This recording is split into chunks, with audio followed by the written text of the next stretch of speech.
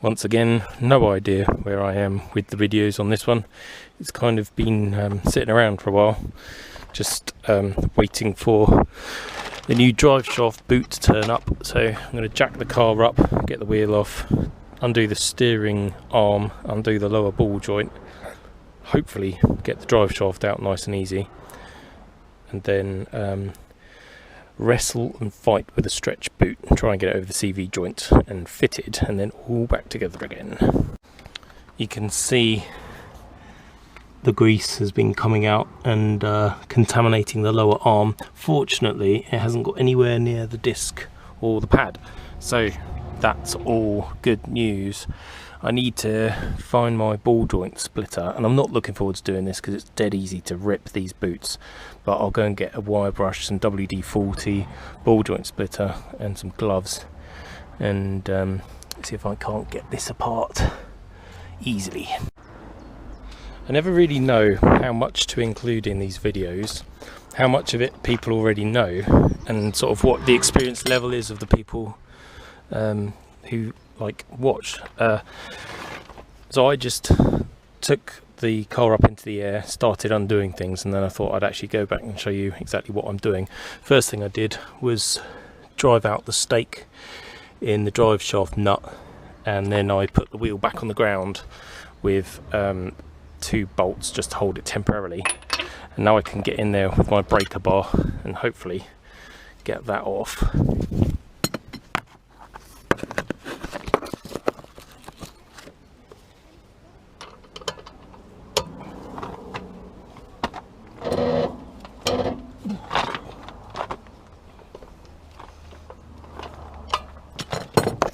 That's off now. Can just come undone. Like, jobs like this would have really you know, been difficult when I first started out, but you know, never having had lots of money, you just kind of do it yourself, don't you? Right, so the car can go back in the air, that wheel can come off again. We're in a bit of a James did this bit earlier stage. I need to undo the track rod from the track rod end at the steering arm on the hub. It's a ball joint with a taper joint. So what I did was I just scrubbed it with a wire brush, WD-40. Some of these you can get lucky, and what I usually do is do the plan for the easiest solution first. So I backed the nut off until it was just on the top of the thread, then gave it a few sharp taps with a hammer down and a few heavy ones on the side. Repeat that process a couple of times and it just popped out. That is the best way of doing it if you can, because you want to try and protect that boot, and that's what I've managed to do. The other option is you use a ball joint splitter. You can get the fork ones, which is just like a wedge, and you smash it in there and it pushes the 2 parts apart, or you can use these, which are the clamp type. Same deal, you slide it between the boot and the underside of there. This bit clamps down on the nut and the shaft and pushes the thing apart. That's what I'll probably end up having to use on the lower arm, but we will see. What I need to do now is get the split pin carcellated nut out of there, clean it all up, and then try and get that joint apart, which will probably be not much fun.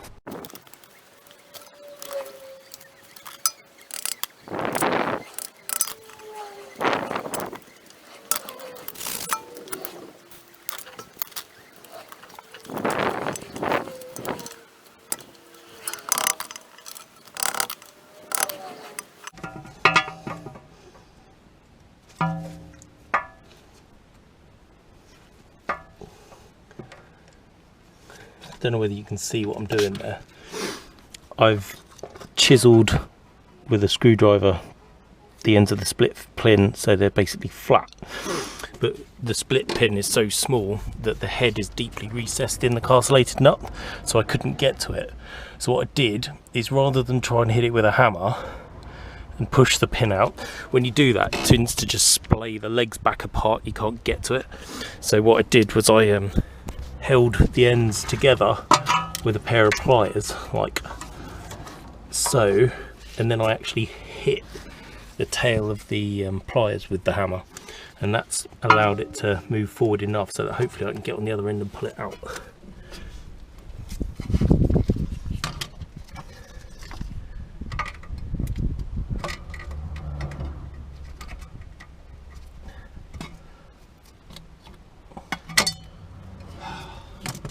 Right, got it. They're good to get out, because if they're seized and rotted in and you have to end up drilling them, it can be a nightmare because the access is awful. I don't know about these cars specifically, but that's been my experience in the past with other cars. Right, so now that's off, should be able to undo the nut and then have the fun of trying to separate the ball joint. Should really be using an open-ended ring spanner, sorry, but I can't find one that isn't a ratchet. Right. I better go find one because that's probably on quite tight. Can't find an 18mm ring spanner, so I'm using the open-ended one, and off camera I have just nipped that off. It is coming, which is good. There we go. The good thing about these is once they're released, there's no nylock to lock it, and they should come off finger tight. There we go. Now we just have to start our battle. I might just leave it WD-40 for a little while and look that that begins to loosen it. I love taper joints. It's a really clever engineering solution. They can be an absolute bitch to separate. One other way of doing it is to put the trolley jack under the disc, lift the disc up, put a lever bar on the lower arm, lever that down, and then just club the crap out of the end of the lower arm. Hope it shocks off. Just tried some initial persuasion using a lever bar very, very carefully between the castellated nut and the drive shaft, and then tapping the base of the hub casting, but it ain't budging. I want to be able to lever this down and lever this up, and in order to do that I'm going to release the anti-roll bar. It doesn't actually say to do this in the workshop manual, which I have now found, but I figured if this is released, this can drop lower. I can jack up on this and hopefully put a bit more pressure between these two joints and encourage it to come apart. That's my thinking anyway. I shall report back. Don't try this at home, ladies and gentlemen. What I've done is put a bottle jack under here just to take the load of the strut. You can't actually pump it up because of course the spring is pushing it all down, but what it does mean is when I lever the lower arm, it's being levered away from the hub. So I'm going to try again to put a bar or something in here through onto the chassis somewhere, lever the whole lot down whilst clubbing that, and hopefully it'll come apart. That's my cunning plan anyway.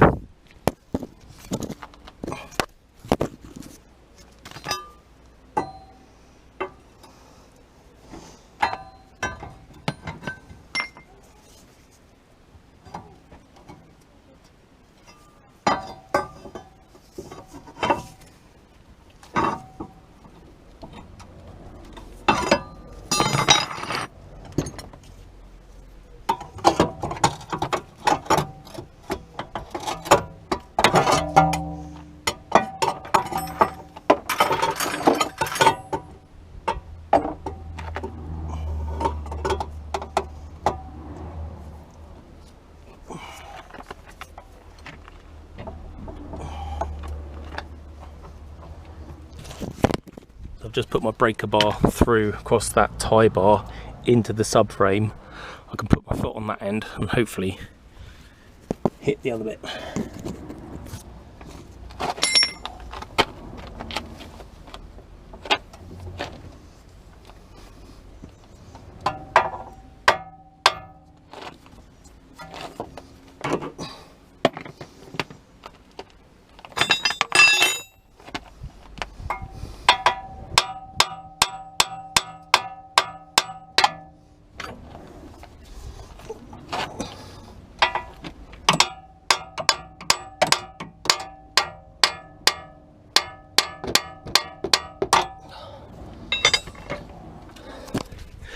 Okay, it doesn't want to shock off. Gonna have to go to plan B and use this. We have a new and irritating problem. There isn't enough room to get this ball joint splitter actually into position. That is just too thick to fit between the castellated nut and the underside of the drive shaft. The risk is that if I bosh that in there, I could break the reluctor ring for the ABS, which I don't want to do.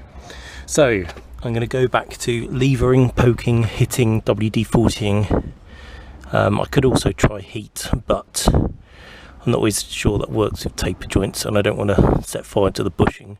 Sorry, not the bushing, the rubber boot.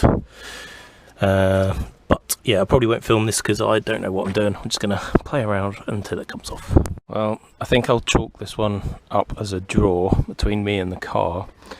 I couldn't get the castellated nut off.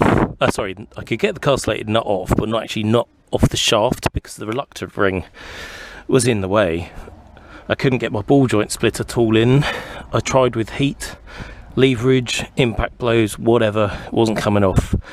I did actually contemplate taking the grinder to this, grinding that to a lower profile so that it would go in there, but my experience is if they're that tight you have to put so much stress on this that it probably would have just snapped the end off. So in the end I thought I'll undo the lower arm from the subframe and loosen the tie bar mounts so that the whole hub can move away, and that gave me enough freedom just to be able to get the spline out and now get the drive shaft off, hopefully change the boot. Well, that was a real twat of a job, but I got it, and I'm going to take it into the workshop to try and swap the boot.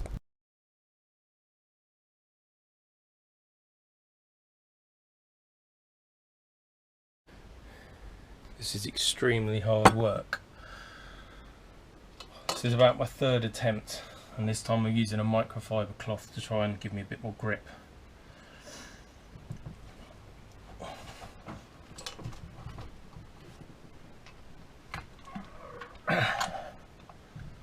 Oh, fucking hell. Happy days. We have some success. Oh, man alive. I actually bent one of my fingernails back, annoyingly. But once that's switched the right way around, ta-da! New boot installed. Now I just need to fill it with grease, fit the snap rings, clean myself up. This is one mucky job. You can see why you wouldn't want to try and do it on the car. What a bitch. Fuck.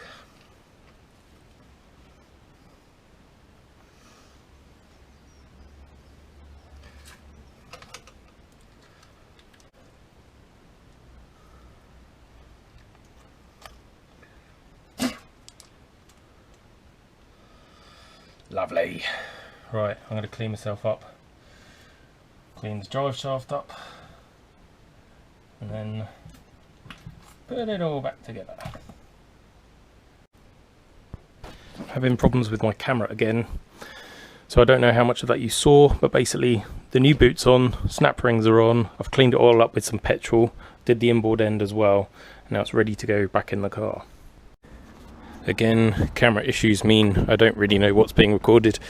Anyway, got a pin, split pin is now in, just got to put all this back together and fill up the gearbox oil.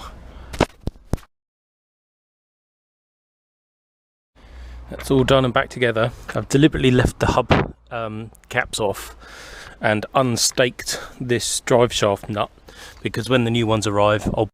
Good morning. Once again, I'm starting with a bit of a disclaimer.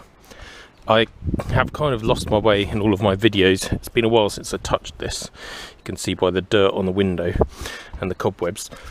I was waiting for new hub nuts to arrive. I replaced the CV boot on this side, but I never torqued up the hub nut, and I wanted to replace the hub nut on this end because again I'd reused the original, so I've unstaked both of them, but I'm waiting for the new ones to arrive. so that I can put it back together. In the meantime, I'm still investigating this hesitancy issue. I think it's probably the TPS, which is that bit on the end there. This is a spare that I had in a box of bits. It's from a slightly earlier car, but all of the pins and everything are the same. So I'm going to swap that over and see if it fixes the issue, basically, because it's free diagnostics. The issue I've got is as you accelerate gently in a higher gear, when it's at low RPM, it kind of coughs and splutters and then clears and then pulls like a train again. So it's quite annoying. It's nothing mechanical, it's not fuel or spark, it has to be something to do with the computer. So I wouldn't mind betting it is that TPS, because that's of course how the computer knows how much throttle you're giving it. So this morning I'm going to torque up that drive shaft nut so I can actually drive the car even temporarily with the old hub nuts on, and then I will also swap that TPS, take it for a road test and see if it still hesitates or not. Well, that's really annoying. I took it for a test drive. It was fine for about the first 3 or 4 miles, absolutely no hint of any hesitation whatsoever. And then probably just as the temperature was coming up, started to get some hesitancy issues again. It's the same symptom. So if you have it part throttle, just a tiny bit of throttle, and you're at low RPM, sort of between about 1500 and 2000, it'll just cough a little bit and you'll feel it as a lurch, and it's really irritating. I was 99% sure it was the TPS. It could still be, because it made a difference to start with. Ordinarily this problem was always there, now it was only there after it had warmed up a bit. So I don't know, I'm gonna have to go and have a think about it. I know there's something to do with resetting the accelerator, like you turn it to ignition 2 and hold it down or something like that. I need to go and revise up on that. It might be something as simple as that, because this car was left with the battery disconnected for ages. So I'm going to go inside and have a think and a read on the internet. Just been in the house reading up on this, and it could be a number of things, but one thing to try is the throttle reset. It says turn it to stage, well, there's conflicting information. Some says turn it to stage 1, some says turn it to stage 2, so I'll do both. But you basically turn it to that whatever stage, and then press up and down on the accelerator 5 times all the way.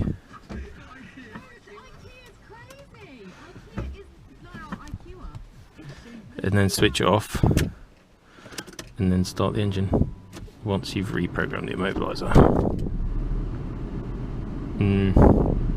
I wouldn't know whether it was made a difference or not, because that doesn't really develop that symptom until it moves. The other sort of thing that it said to do was to do exactly the same, but on stage 2. So that's stage 2, so the ignition on. That makes more sense. 1, 2, 3, 4, 5. That seems to have made a difference to the idle. And then the other one said to do all that, but don't to turn the ignition off before you then switch it back on again. So stage 2, 1, 2, 3, 4, 5, all off. Oh, there's some clicking then. Oh well, we'll go for a drive and see what happens. Probably shouldn't be doing this, but it's the only way of really demonstrating this.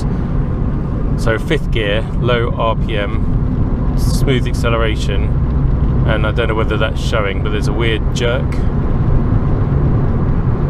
It's not as bad now, but it still does it. Maybe I'm just fussy, I don't know. Just been for a quick spin.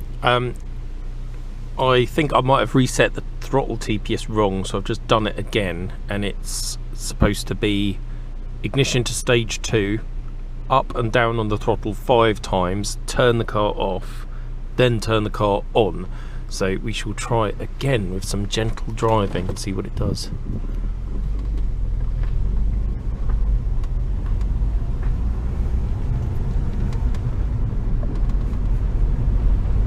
See, that's where it would ordinarily be doing it.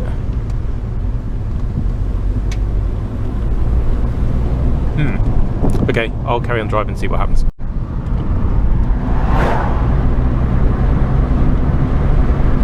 Well, it hasn't done it yet. So hopefully we're winning. Really annoying. It's doing it again. We've done about 5 minutes, so I think rather than fixing the problem, I'm fixing a symptom, so there's definitely something else going on.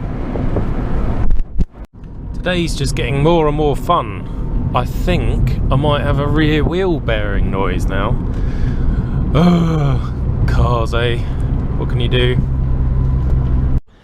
Just got back and jacked the back of the car up to look for a wheel bearing noise, but basically there is none. There's no play in either of these whatsoever, so I'm a bit confused. Definitely sounded like a wheel bearing and it sounded like the rear, but I can't find it. So I think it's going to be one of those watch and wait and monitor and look out for it in the future. But anyway, that's an odd one. Still, it shows it's not an immediate concern, which is good, particularly if I want to sell it.